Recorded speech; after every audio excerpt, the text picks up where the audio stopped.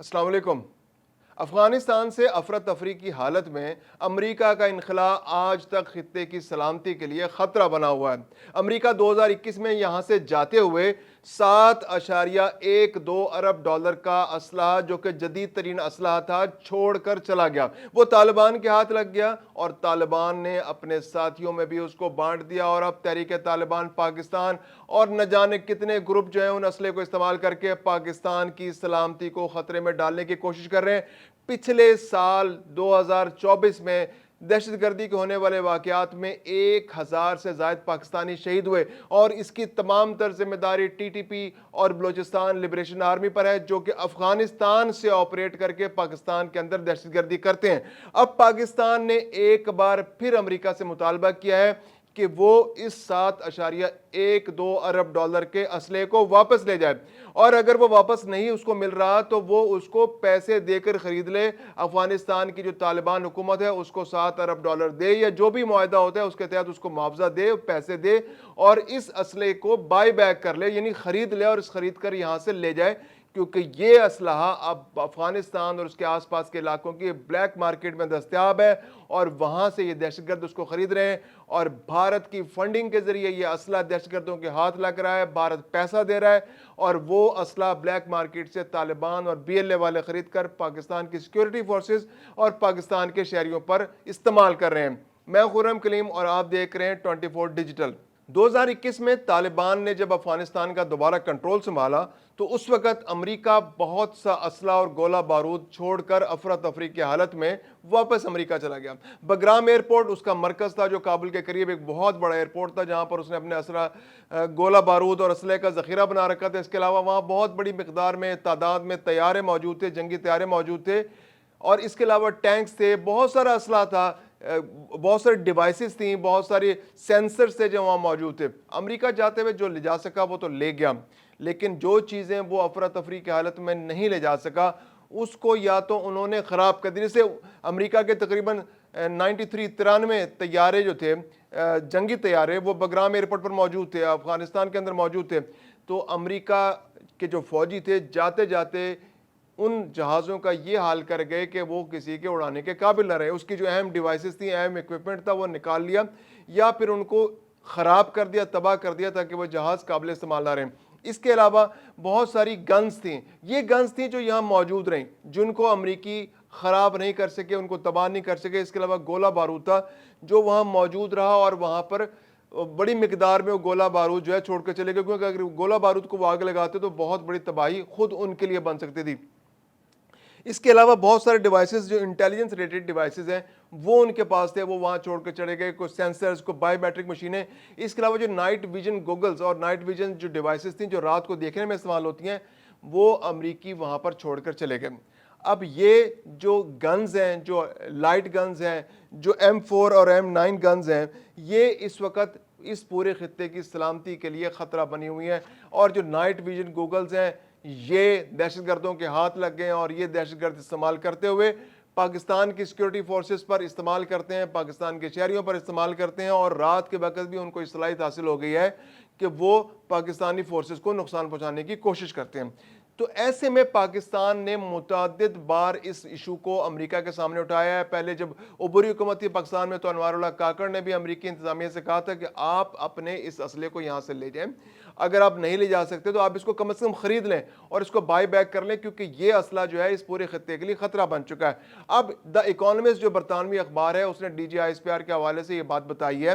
کہ D G I S P R نے بھی مطالبہ کیا ہے کہ امریکہ اس کو پے بیک کر لے، بائی بیک کر لے، اور اس اسلحے کو یہاں سے لے جائے، کیونکہ یہ اسلحہ جو ہے یہ افغانستان اور اس کے سرحدی علاقے میں جو بلیک مارکیٹس ہیں وہاں پر دستیاب ہے، اور افغانستان کے اندر چونکہ ان کی اکانومی کا برا حال ہے تو وہ کوئی بھی چیز بیچنے سے گریز نہیں کرتے، اور وہ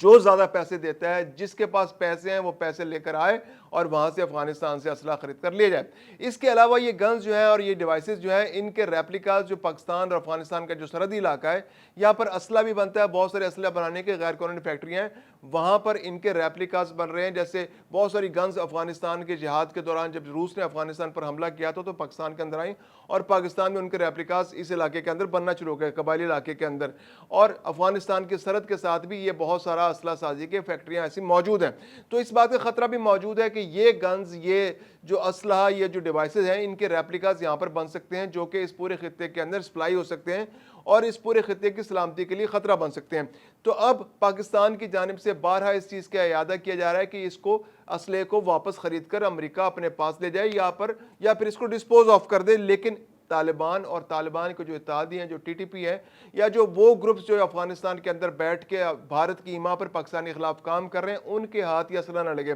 پچھلے دنوں پاکستان اور امریکہ کے درمیان سلامتی کے حوالے سے بہت اہم مذاکرات ہوئے تھے جس میں امریکہ اور پاکستان نے اس بات پر اتفاق کیا تھا کہ وہ افغانستان کی سرزمین کو پاکستان کے خلاف استعمال نہیں ہونے دیں گے اور اس کے لیے ہر صورت میں ٹیکنیکل اسسٹنس بھی دیں گے اور سفارتی سطح پر بھی پاکستان سے تعاون کریں گے. بی ایل اے یا ٹی ٹی پی یا ایسے بہت سے گروپس, آئی ایس جو ہے, آئی ایس کے پی جو ہے, وہ بھی اس علاقے سے پاکستان کے اندر آپریٹ کرتا ہے. آئی ایس کے پی کے اندر ایک اندازے کے مطابق 4000 سے 6000 جنگجو موجود ہیں جو زیادہ تر ازبک, تاجک اور ترک ہیں, اور یہ افغانستان کے علاقے میں پاکستانی سرحد کے ساتھ موجود ہیں. اور یہ وہ لوگ ہیں جو پاکستان کے بھی خلاف ہیں اور افغانستان کے بھی خلاف ہیں اور اس خطے میں امن کو خراب کر رہے ہیں. بلکہ انہوں نے بگرام ایئرپورٹ پر امریکی جو لوگ تھے ان پر بھی بگرام ایئرپورٹ پر حملہ کیا تھا اور بڑے پیمانے پر وہاں پہ لوگ مارے گئے تھے. اور جب ڈونلڈ ٹرمپ جو ہے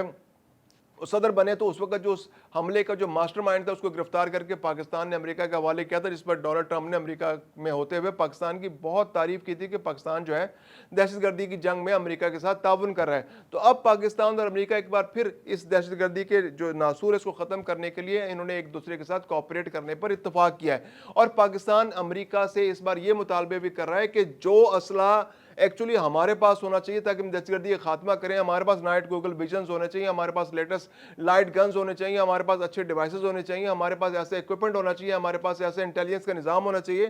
کہ جس کے تحت ہم اس خطے کے اندر افغانستان کے اندر سے جو لوگ پاکستان کے اندر داخل ہونے کی کوشش کرتے ہیں, انفلٹریٹ کرتے ہیں اور پاکستان میں آ کے دہشت گردی کرتے ہیں, پاکستان کے چیک پوسٹوں پر فوجیوں کا نشانہ بناتے ہیں, یہ سویلینز پر آ کر حملے کرتے ہیں, ان کو پاکستان سرحد پر روکنے میں کامیاب ہو جائے اور ایسے اکوپمنٹ پاکستان کے پاس ہو جو اس بارے میں پاکستانی فورسز کی مدد کرے. تو وہ اسلحہ جو پاکستان کے پاس ہونا چاہیے وہ بلیک مارکیٹ کے تھرو ان لوگوں کے پاس پہنچ گیا جن کے پاس یہ اسلحہ نہیں ہونا چاہیے. تو پاکستان نے, پاکستان کی آرمی نے, پاکستان کی جو سول انتظامیہ, جو پاکستان کے جو سیاسی لوگ ہیں, انہوں نے بارہا اس صورت میں مطالبہ کیا کہ وہ اسلحہ امریکہ واپس خرید لے. اب یہ بڑا دلچسپ سوال ہے کہ پاکستان اور افغانستان کو جو علاقہ ہے یہاں پر سے اسلحہ کس طرح سے وہاں پر پہلے کس طرح گیا. جیسے اب طالبان کا جب رجیم تھا, جب طالبان کا کنٹرول نہیں تھا پورا کا پورا,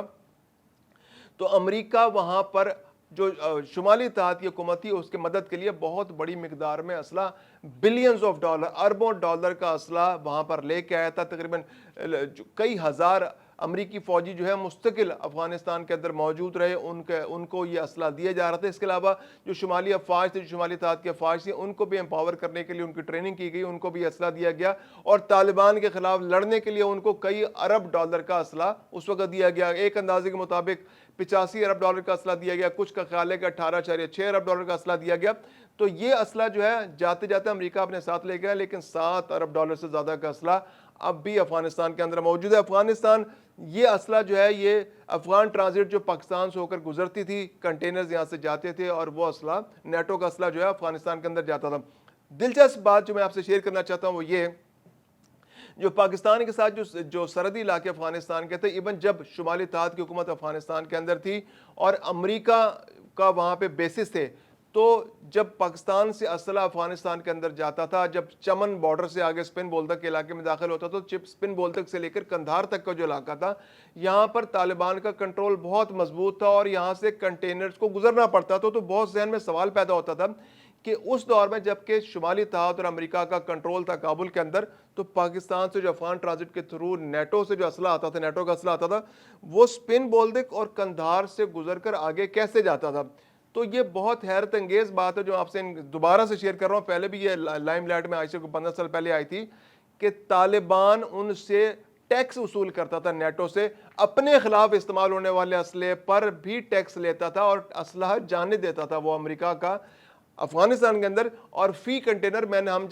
نے جب انویسٹیگیٹ کیا, جب وہ کنٹینرز کمپنیز جو وہاں پر کام کرتی تھیں, جو ٹرالرز لے کر جاتی تھیں, تو معلوم پڑا کہ ہر کنٹینر سے $1100 طالبان وصول کرتے تھے. اور بہت دلچسپ بات ہے کہ وہ اسلحہ جو کہ خود طالبان کے خلاف استعمال ہونا ہوتا تھا, اس کو کابل جانے کی اجازت دیتے تھے, یا ایسے علاقوں میں جہاں پر امریکی بیسز تھے وہاں جانے کی اجازت دیتے تھے. تو میں بتانے کا مقصد یہ ہے کہ جو طالبان کا رجیم ہے, جو وہاں پر جو لوگ ہیں, وہ پیسے کے لیے اسلحہ بیچنے میں ان کو کوئی آر نہیں ہے. وہ پیسے کے لیے, کاروبار کے لیے اگر ان کو کچھ پیسہ آتا نظر آ رہا ہو تو وہ کوئی بھی قدم اٹھانے سے گریز نہیں کرتے. تو وہ جو اسلحہ جو امریکہ وہاں پر چھوڑ کے گیا تھا, وہ آج بلیک مارکیٹ میں دستیاب ہے. افغانستان کے جو سرحدی علاقے ہیں, جو پاکستان کے سرحدی علاقے ہیں, جو پاکستان میں جو ایسے علاقے جہاں پر کنٹرول جو ہے, جہاں پر ٹی ٹی پی